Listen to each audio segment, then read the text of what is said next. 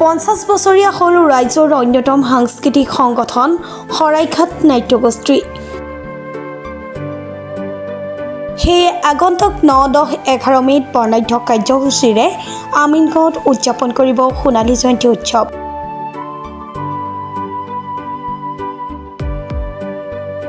কাৰ্যসূচীৰ লগত সংগতি ৰাখি আজি লাইখুটা স্থাপন কৰি শুভাৰম্ভ কৰা হয় এই সোণালী জয়ন্তী উৎসৱৰ।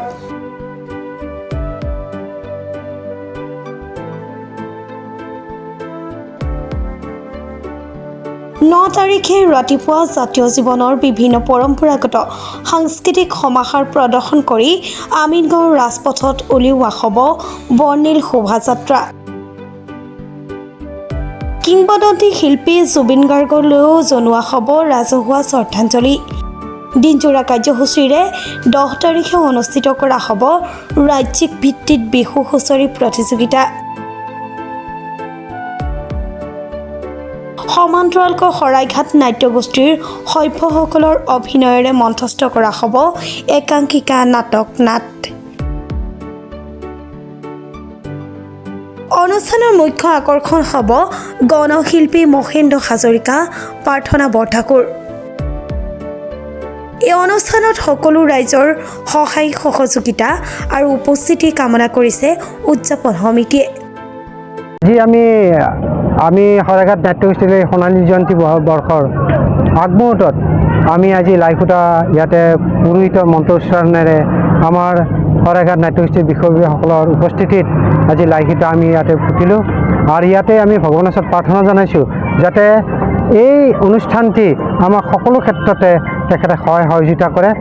আৰু লগতে অহা 3 দিনীয়া আমাৰ এই কাৰ্যসূচী 9, 10, 11 মে' আমি এই বৰ্ণাঢ্য কাৰ্যসূচীৰে এইবাৰ সোণালী জয়ন্তী অনুষ্ঠিত কৰিবলৈ ওলাইছোঁ।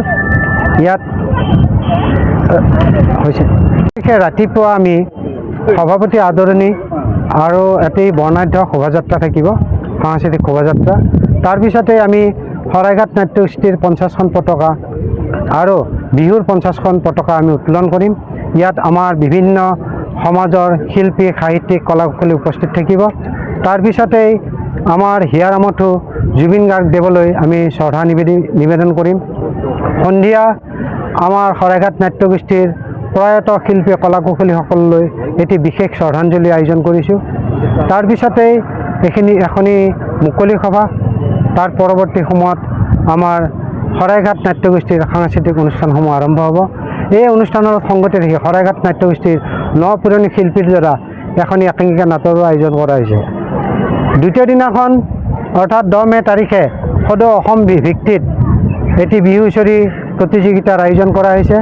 তৃতীয় দিনাখন আমাৰ সকলোৰে মৰমৰ শিল্পী, শ্ৰদ্ধাৰ পাত্ৰ তেখেত আহিব আৰু ইয়াত আমাৰ মহেন্দ্ৰ হাজৰিকা, প্ৰাৰ্থনা বৰঠাকুৰ থাকিব আৰু বিভিন্নজন শিল্পী ইয়াত আছে। আমি সকলোকে অনুষ্ঠানলৈ বৰজোৰে আমন্ত্ৰণ জনাইছোঁ। আমিনগাঁৱৰ পৰা মধু মাধৱ দাসৰ ৰিপৰ্ট, প্ৰাতঃ টাইম ডিজিটেল।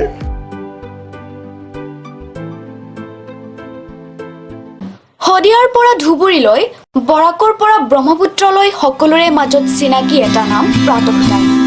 থলুৱা ভাষা, কৃষ্টি আৰু সত্য বাতৰিৰ আধাৰত প্ৰতিষ্ঠিত খবৰ প্ৰাতঃ টাইমৰ প্ৰতিটো বা বাতৰি পুংখানুপুংখভাৱে চাবলৈ Facebook, YouTube, website, Twitter, Instagram আৰু ব্লগাৰ পেজত লাইক আৰু ফ'ল' কৰক।